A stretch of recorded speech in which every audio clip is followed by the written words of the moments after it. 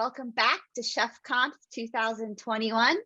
I'm going to go ahead and just move into the next slide where we're going to introduce the speakers for today's session. This is Heather Payton, and I'm a product marketing lead here at Chef. I'll be the host for today and also one of the panelists along with Trevor Hess, who will be leading today's conversation about stories from the edge, and Raul Galil, who is our new Habitat Application Delivery Engineering Manager here at Chef.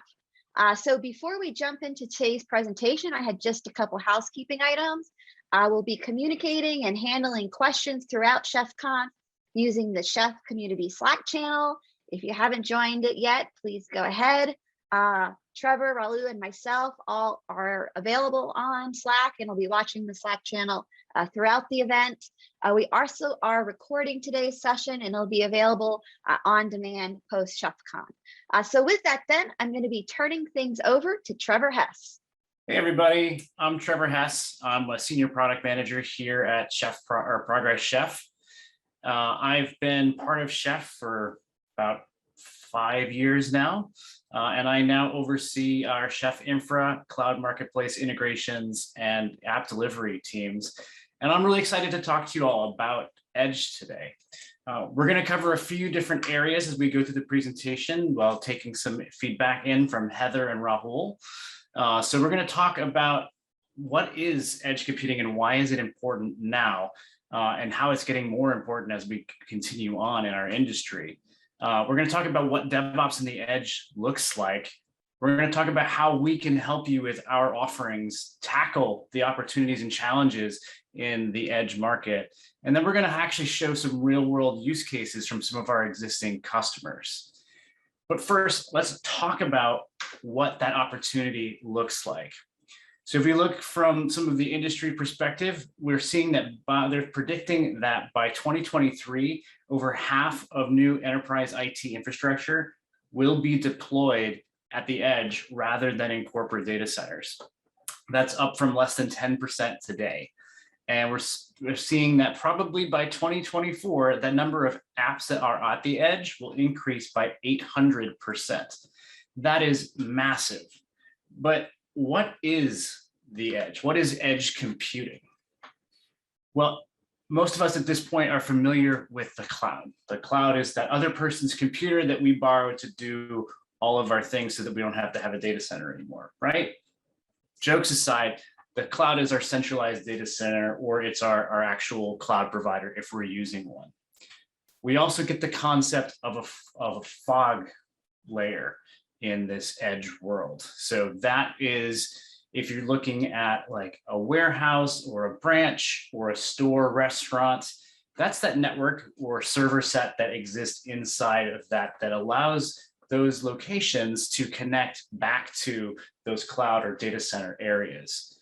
And then finally, we actually get to those edge systems, which could be point of sale machines, they could be network devices, they could be other things that have other devices attached to them that basically are doing things in these remote locations to do something that affects the business that you're trying to do. And these devices have different requirements than the sort of requirements we see in the world of the cloud today.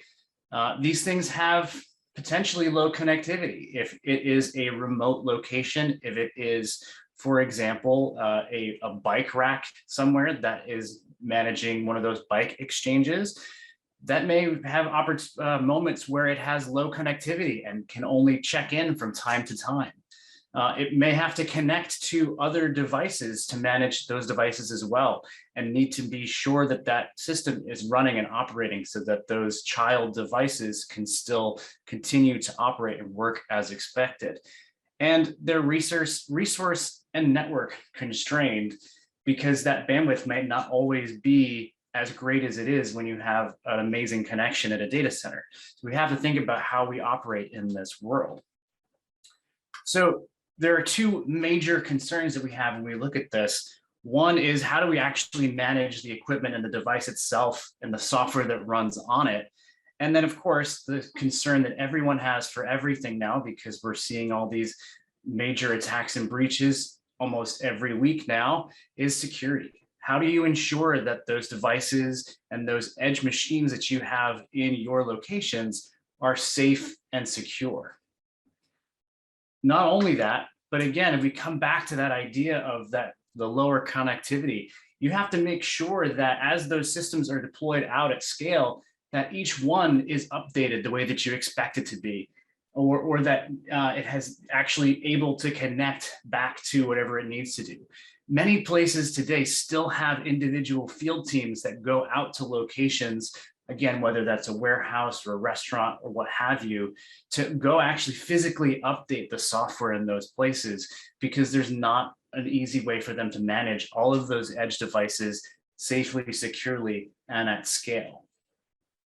They need to be able to make sure that the system comes back online and is operational. If something goes wrong, they need a way to be able to turn that software back to where it was in a working state, or put it up to a new version that is deployed almost immediately. We need to know what the state of those applications are. Are they healthy? Are they reporting the information that we expect them to? What version are they running on? What opportunities do they have? What is their state of their current compliance?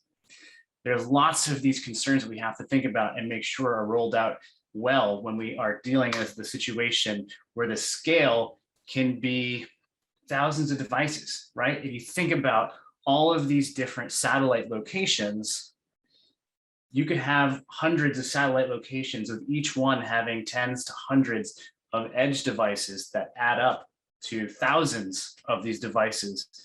And again, today, many of the processes for updating and managing these devices can be manual. There can be few standards, or just a single team that tries to go out to every single location over the course of months to update the things that need to be updated.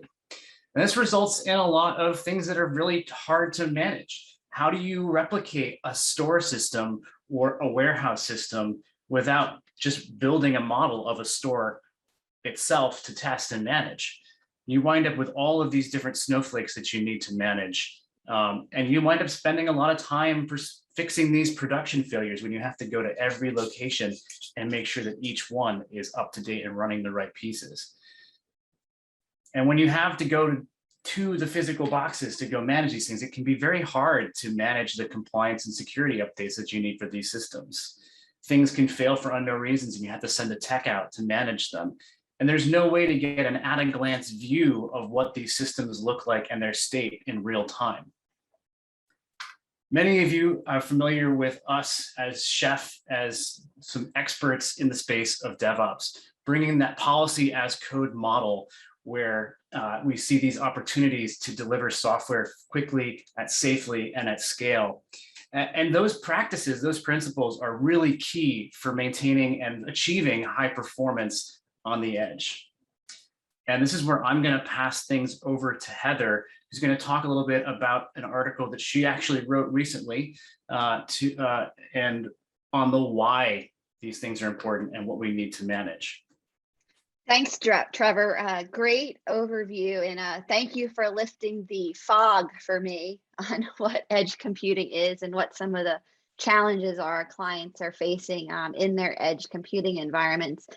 You know, as I listen to you and as I've looked at the edge computing environments that customers are dealing with, I always keep asking, you know, why is DevOps still not being adopted in mass scale in edge environments for a lot of industries and a lot of customers yet? So really, that's what I'm going to talk about now. And really, when I wrote that article a couple of weeks ago, what really hit me was this article I had read on Computer Weekly back a while ago.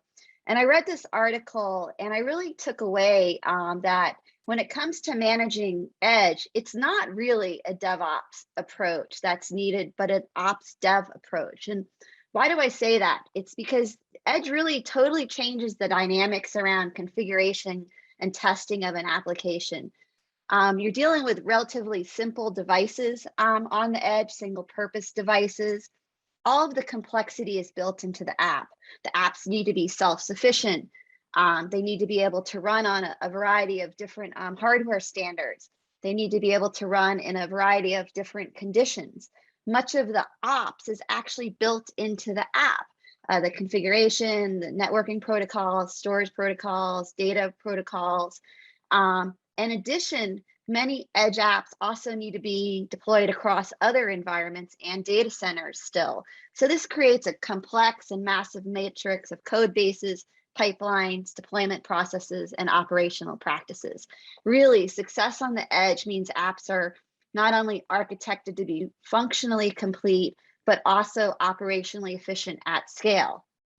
So what then does the concept of ops dev look like? You know, looking at our customers in the field that are successful and are really kind of like being able to scale their edge operations, talking about customers that can do updates weekly, nightly, even daily, pushing out new features to their edge environments, really kind of the best practices that they've adopted, and kind of summarize them into these 5 areas here you see. 1, they're using an as code approach. Machine readable code that is testable, searchable is a must for scaling automated pipelines in any org. Hopefully, if you're a Chef user and you're at Chef Conf, you're fully bought into this already. Open source community content. This is just really, really extra important in edge environments. There's just so many devices, so many different configuration, so many different artifacts needed to successfully deploy out to the edge. Having that library of content out there that you can use is just critical to kind of building critical mass of automation assets. And then the third one, this is really what I think is really kind of the magical piece here, is standardizing application packaging and testing practices. You can't take a lot of the complexity out of an edge app, but you can take some of the complexity around how that app is built and tested. So by adopting a standard approach to packaging and creating a single immutable artifact that runs the same in production as it does in dev, so many problems are eliminated. And then the fourth one, implement an edge-friendly deployment automation solution. Here, not all automation solutions are equal when it comes to edge. Many DevOps tools just don't work well in high latency and or air-gapped environments. Take, for example, agentless solutions. They lose connectivity. They lose, the ability to communicate. In addition to other nuances like working with embedded systems or running on bare metal installs.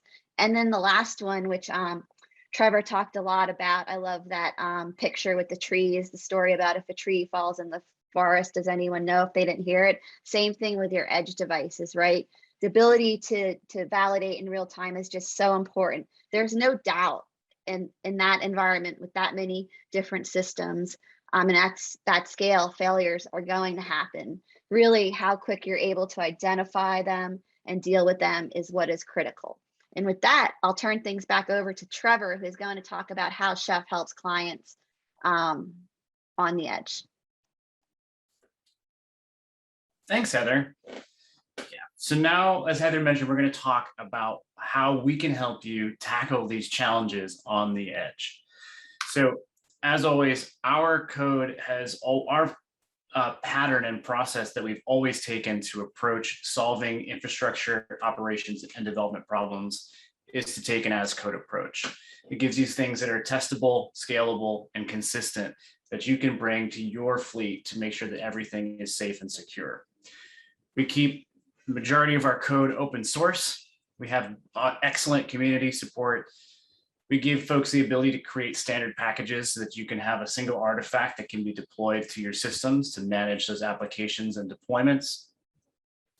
We gave you edge-friendly automation capabilities, which we'll talk a little bit more about in some detail ahead, where we have air-gap support, self-healing infrastructure, as well as roll forward and roll back capabilities of those applications. And of course, the real-time validation. So being able to look at that application dashboard in Automate and really see the state of the applications that are running in your fleet so that you can understand where there's a problem or challenge across your deployment. And the way that we do that is through our enterprise automation stack. Many of you may be using this already. We have a few flavors of it or the flavor of it is it contains our infrastructure management capabilities, our compliance and remediation capabilities, and our application delivery capabilities. So all of those pieces that you may have used already, those of you who are using it, those of you who may be joining us now for the first time, being able to manage your infrastructure as code, being able to manage your compliance as code with those pre-built content packages that we provide, and being able to really build out complex automation for your apps to make sure that they stand up and are built the way that you expect them to be. And we achieve that through this. Those of you who are the things that we can help with here, we provide these scalable patterns, full stack visibility, and unified experiences. So we're talking about edge computing here today and how we can help with that, but we can also help with cloud migrations, continuous delivery, patch management. Again, we do infrastructure management, compliance, application delivery. We've got our automate system to make it easy for folks to see all of this information come back through. But let's actually go a little bit deeper into our area of application delivery. So I'm going to invite Rahul Goel to speak. He's the new engineering manager over our application delivery capabilities and products. Rahul, do you want to give folks a little bit of an overview of app delivery? Sure. Thank you, Trevor.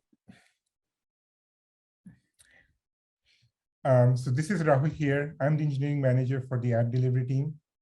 And I have recently joined Progress and Chef 6 months back. So I'm really super excited to speak with you all in this forum. So we are talking about app delivery. So what is Chef App Delivery all about? Chef App Delivery is an automation solution to basically be able to build, deploy, and manage the applications and services, both stateful and stateless. We can deploy and run the apps on many different infrastructure environments, including bare metal, VM, and containers. And some of the key functionality which we support and provide is basically around runbook automations, managing the different environments like dev and test, unified and consistent packaging, release management and automation of rollbacks and roll forwards is another area which we'll talk about in subsequent slides.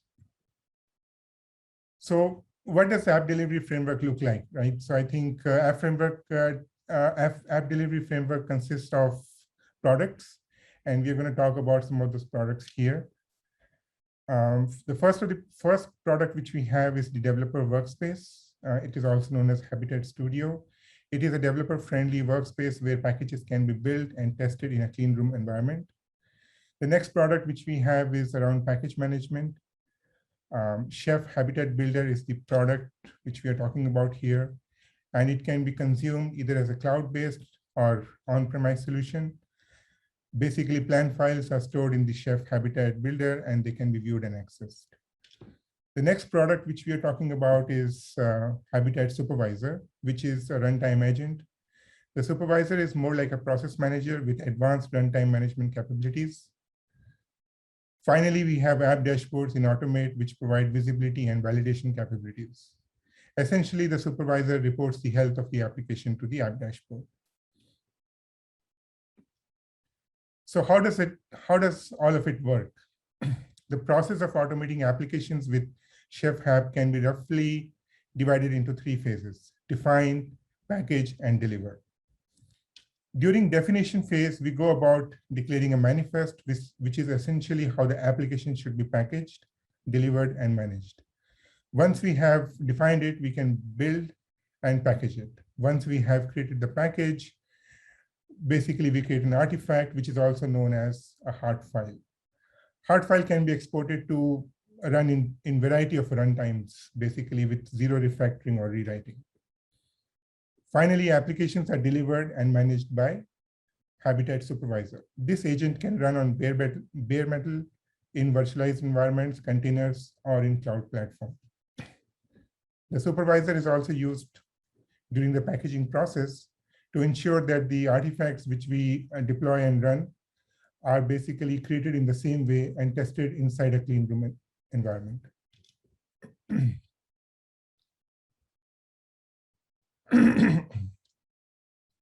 What are the advantages which we get from app delivery for edge scenarios? First advantage which we have is streamlined builds. When we talk about streamlined builds, we are referring to hard files basically, which are single artifacts consisting of what the app needs. It is super lightweight and efficient way of packaging apps. The second advantage is about operational overhead and how do we reduce it. So we have a product which we were talking about, which is Supervisor, which is a very lightweight agent and has an ability to manage the runtime, watch for updates, and provide health checks. All those functions enable reducing the operational overhead significantly. The next advantage which we can talk about is managing the deployment failure. So as we all know, deployment tends to fail sometimes due to various reasons. And we talk about Supervisor, which has advanced capabilities like ring configuration, supporting different topologies, being able to configure it to update with different strategies. It also has capabilities around roll forward and rollback. It can watch for packages to be updated and update it automatically as they are available in the builder. Similarly, rollbacks can also be performed at scale seamlessly in case of failures.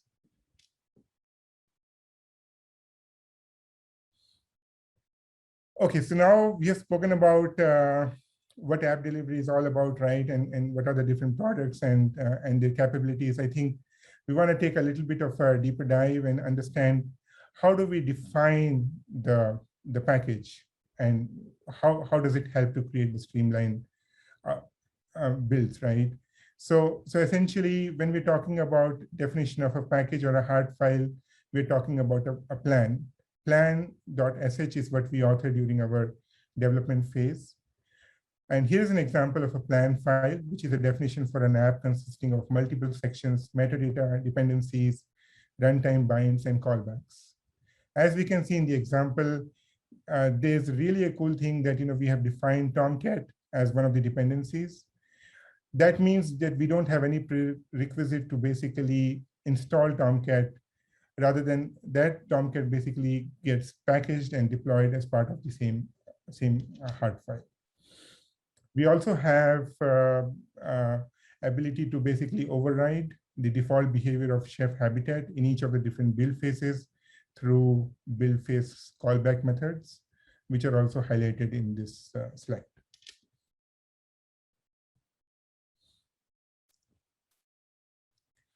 This slide basically talks about end-to-end scenario. So we basically start from the local dev workstation where the package is defined, and finally it is basically committed to source control, and then using one of the CI/CD pipelines, we basically build the package. The package is uploaded to the builder, which basically acts as a repository for that package. On the other side of the world, we have edge devices which have a supervisor running.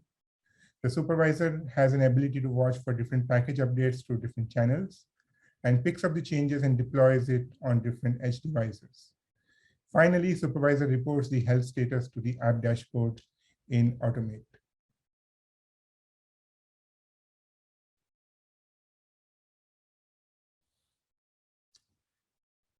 So this is an example of a use case where we have a web app, which is being packaged and deployed using Chef Habitat.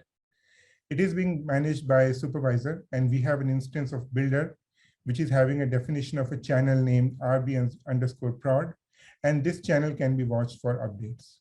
Now, if we have to, so for example, right now we have version 7.0 basically available in that particular channel, and that is the version of the package which is running at the runtime for that particular app, and the health of the application is being reported to Chef Automate.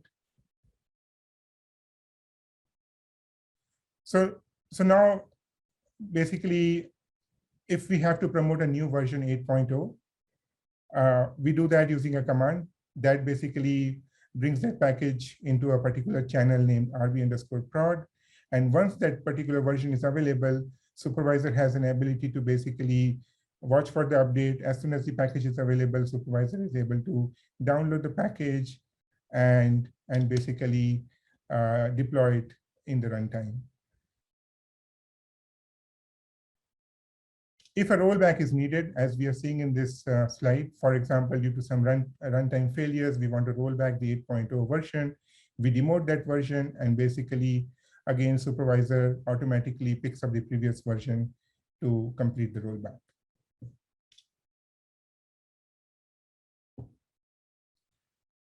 What are the capabilities for Edge we have today? So basically, Chef supports different Edge operating systems and architectures for different products like Infra, Hab, and Inspect.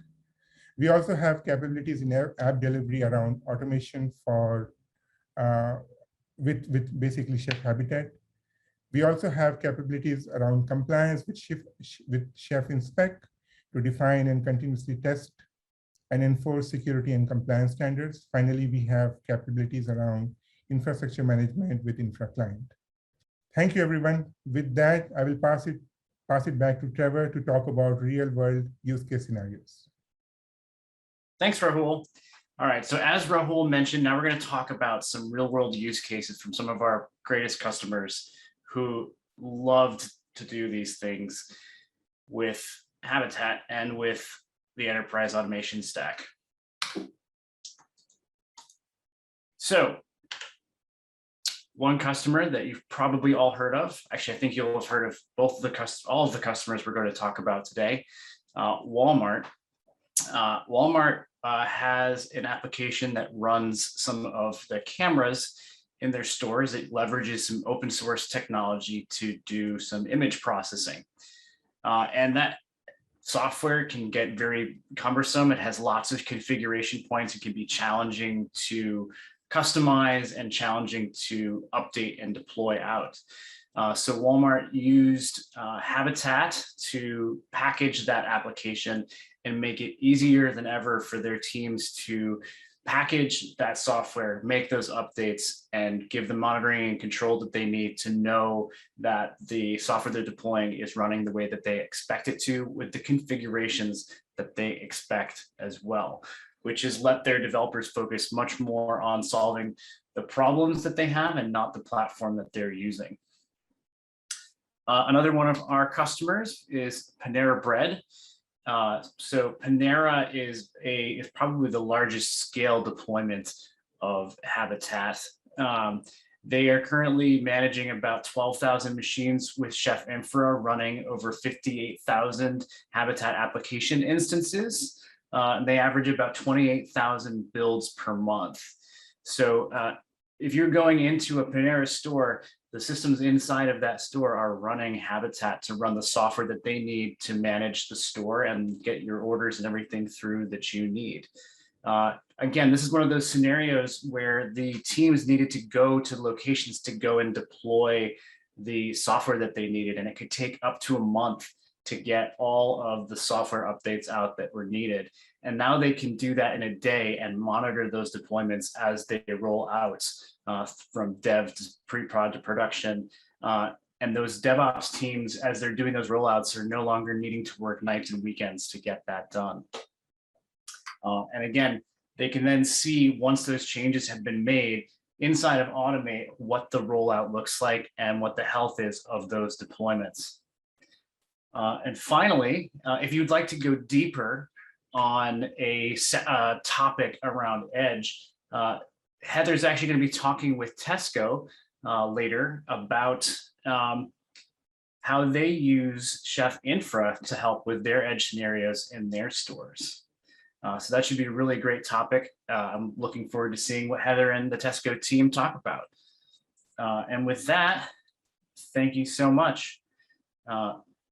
We hope that if you're interested, you can always reach out to any of us to talk about how you can use our technology to solve your Edge problems. Thank you and take care. Thank you, everyone.